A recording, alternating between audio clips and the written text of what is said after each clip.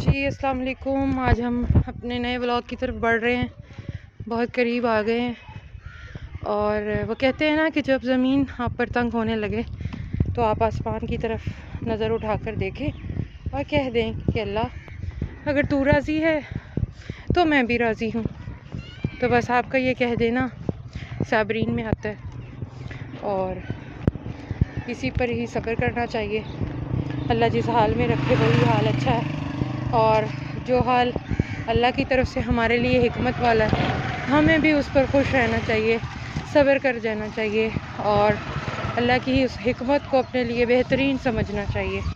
Sometime हम इंसान जो है ना जज्बाती हो जाते हैं और लोगों के देखा देखी हम बड़े मसाइल में आ जाते हैं। तो उसका सबसे बड़ा नुकसान किसको होता है?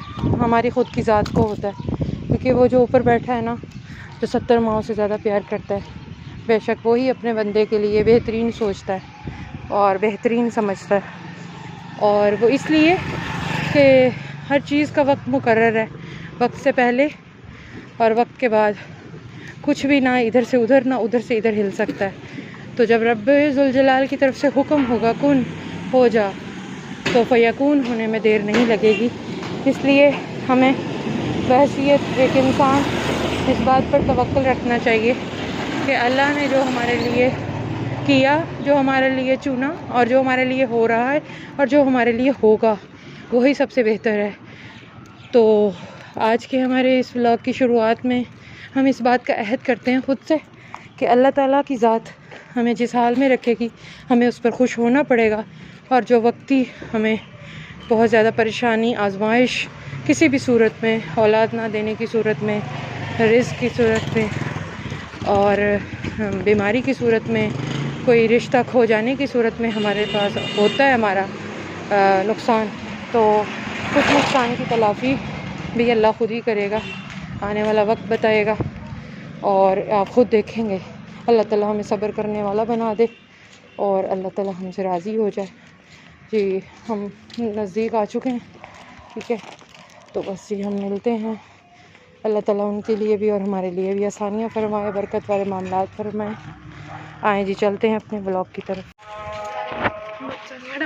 हाँ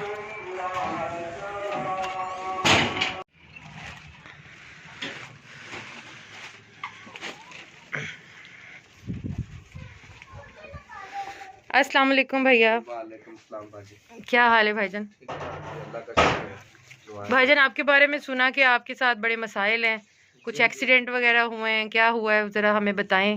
बाजी ये मेरे पहले ऊपर से गिर गया था, मैं काम करता था रंग का, पेंट का। अच्छा तो ये मेरे हाथों का मसला हो गया था। अच्छा ये राड डले, इसमें ऑपरेशन हुआ। अच्छा दोनों हाथों में एक टाइम में ऑपरेशन हुआ है। और ये है ना जी, दर्द करते हैं, अब ज्यादा वजनी काम करता हूँ तो। अच्छा तो भाई आप करते क्या थे पहले? पहले मैं पेंट का काम करता था, रंग सफेदी का, अच्छा ठेकेदारों के साथ। अच्छा अपना भी ले लेता था, मिलता था तो। अच्छा तो बस यही मजदूरी, बच्चों की मेहनत मजदूरी करता हूँ भाई। से कुछ पढ़ा भी है आपने? बस 4 जमातें पढ़ी हैं जी, उसके बाद में कामों में लग गया। मैं आपसे मैं गलत बयान नहीं करूँ। अच्छा, फिर हाथों के बाद आपका टांग का भी मसला हुआ? जी हाथों के बाद अभी ये सही भी नहीं हुए थे, तो ये मैं चलने फिरने लगा तो ये मेरी लात का एक्सीडेंट हुआ था। मोटरसाइकिल अच्छा रिक्शे वाले ने साइड मारी थी। ये अच्छा देखो, ये यहाँ से टूटा हुआ है। ये इतना यहाँ से लेके ये ऐसे यहाँ तक ऑपरेशन हुआ अच्छा यहाँ से हड्डी टूट गई थी। इसमें रॉड डला हुआ है? जी इसमें राड डाला हुआ है यहाँ तक। अच्छा हाँ जी। तो अब क्या डॉक्टर ने फिर क्या कहा था? ये कितना अरसा हो गया भाईजान इस बात को? ये हो गया तकरीबन 1.5 साल हो गए। साल हो गया जी इस बात अच्छा को। जी फिर आप कितना अरसा बेड पर रहे?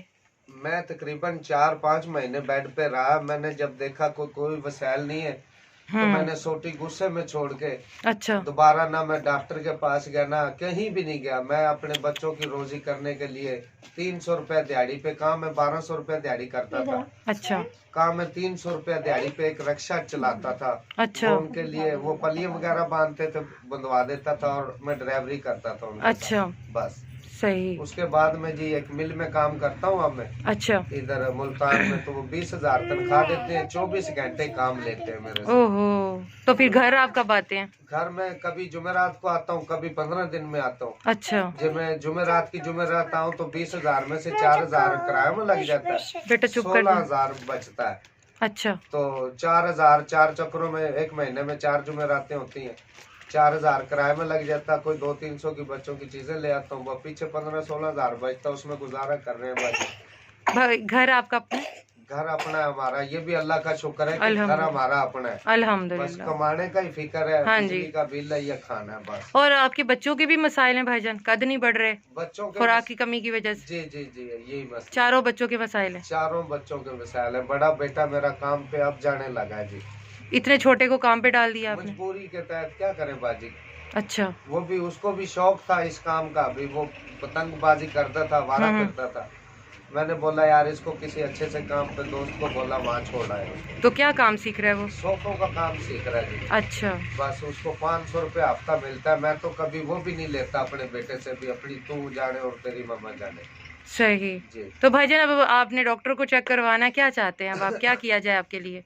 बस मैं यही कह रहा हूँ बाजी, मेरा ऑपरेशन हो जाए औखा सौखा। अच्छा। ऑपरेशन तो मैं कह को आके इधर उधर से भी करवा लूंगा, बकाया जो ऑपरेशन के बाद बेड रेस्ट है ना जी, हाँ जी। उसको वो फिर घर बच्चों को भी खिलाने का कि कोई ना कोई वसैल होगा तो मैं करवाऊंगा, ऐसे तो मैं नहीं करवा सकता। अच्छा, यानी ऑपरेशन अगर आपका मुफ्त में हो जाए जी तो घर का राशन वगैरह आपका डलवा दिया जाए, 3 महीने तो कम से कम आप रेस्ट पे होंगे, जी जी जी जी क्योंकि दोबारा गोश्त फटेगा, उसमें जी से जी। रॉड निकलेगा, हाँ छोटा जी, जब ऑपरेशन तक ये होगा। जख्म ठीक होंगे उसके बाद में मैं कोई काम कर सकूंगा। अच्छा। बस यही मसला है बाजी तो मेरा। इसके लिए भाई मेरे आपको एक दफा तो डॉक्टर के पास जाना पड़ेगा ना जी हमारे मैं लिए, जी जी मैं ताकि जाऊंगा। आप हमें बता सकें कि डॉक्टर ये कहता है ऑपरेशन होना है, उसका इतना खर्चा है, इतने महीने रेस्ट पे रहना है आपने, ताकि जी हमारी टीम आपके लिए कुछ कर सके। मैं बाजी डॉक्टर के पास जाके एक्सरे वगैरह जैसे मशवरा करूंगा, जैसे वो कहेंगे फिर मैं आपको, मैं बेगम को बता दूंगा या आपको कॉल कर दूंगा। ठीक है, ये भाई आप अपने पास रखें, आप डॉक्टर के पास जाएं, ठीक है? ठीक है और हमें फिर आप बताएं कि हमने आगे क्या करना है आपके लिए। मैं आपको कॉल करूंगा ना जी, डॉक्टर साहब के पास जाके जैसे वो मशवरा देंगे ठीक उसके है। मुताबिक फिर ठीक है, आपके उस ताज़ा एक्सरे और उस ताज़ा डॉक्टर की पर्ची के ऊपर फिर हम बात करेंगे कि क्या खर्चा है, राशन का क्या बंदोबस्त करना है, जो भी करना है वो हमारी टीम फिर उस वक्त आपकी उस पर्ची को और एक्सरे को देखकर, आपकी राय देखकर, सुनकर फिर फैसला करेंगे।